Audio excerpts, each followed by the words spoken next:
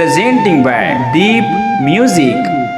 नमस्कार दोस्तों, नए नए छत्तीसगढ़ी गाने सुनने और देखने के लिए हमारे दीप म्यूजिक चैनल को अभी सब्सक्राइब करें और बेल आइकॉन के बटन को क्लिक करें।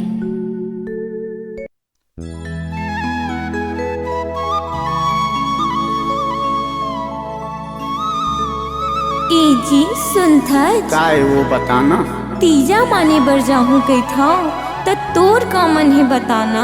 त मोरो बात ल सुन लेना, ऐसो भर कहूँ नहीं जाबे त का होही।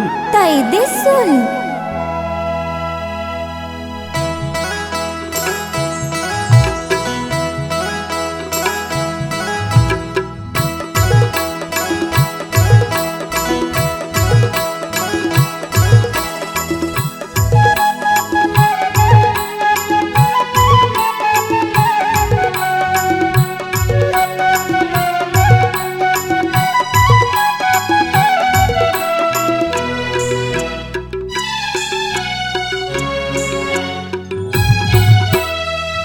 राजा मोला चावन देना गा माने बरती जाके तिहार।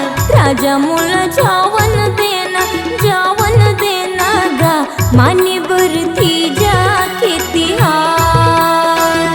रानी ऐसो जन जाना तैहर जन जाना, माने बरती जाके तिहार। रानी ऐसो जन जाना तैहर जन जाना, माने बरती जाके तिहार।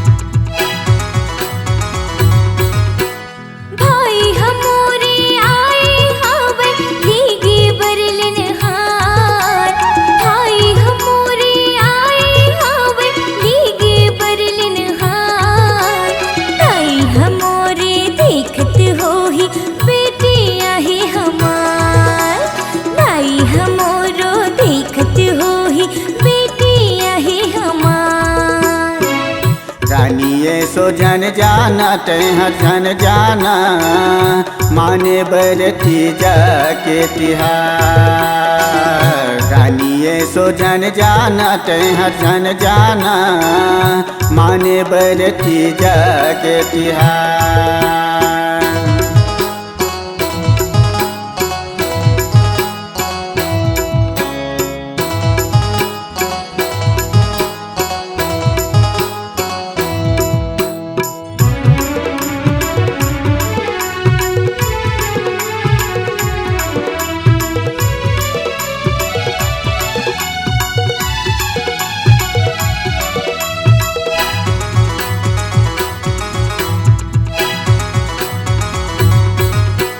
काम बुता हरे होए नहीं है, मान लेना मोरे कहना। काम बुता हरे होए नहीं है, मान लेना मोरे कहना। ऐसो भर झन जान रानी ले दे हूँ तोर बर गहना। ऐसो भर झन जान रानी ले दे हूँ तोर बर गहना। राजा मोला चावन देना गा माने बरती जाके तिहार। राजा मोला चावन देना गा माने बरती जाके तिहार।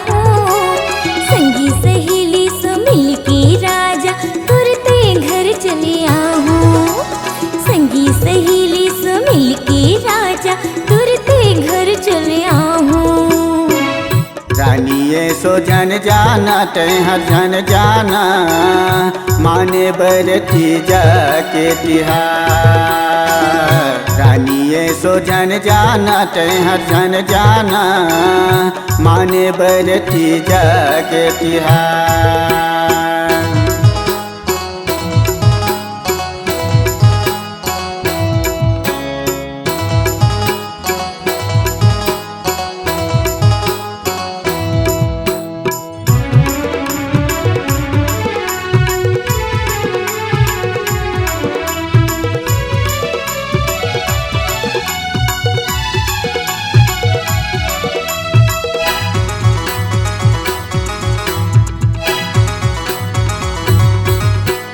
रांधे गढ़े लाया वही नहीं मैं कैसे करूँ बताना रांधे गढ़े लाया वही नहीं मैं कैसे करूँ बताना काम पुतामा जहाँ तहले कौन बनाही वो खाना काम पुतामा जहाँ तहले कौन बनाही वो खाना।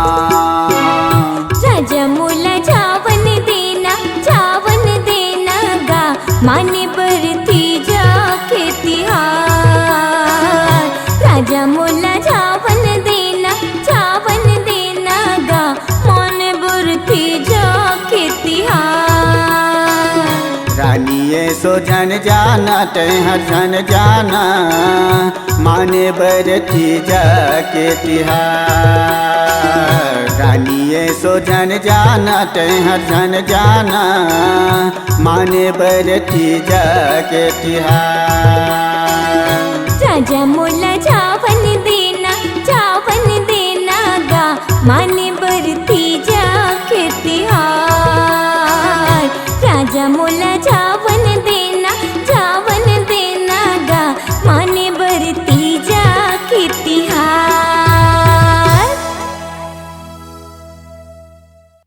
अपने आवाज एवं सुमधुर स्वर को एक नई पहचान देने के लिए चले आइए Aradhana audio recording studio Kabir Dharmnagar Dama Kheda. Mobile number 7067046464 9753451493।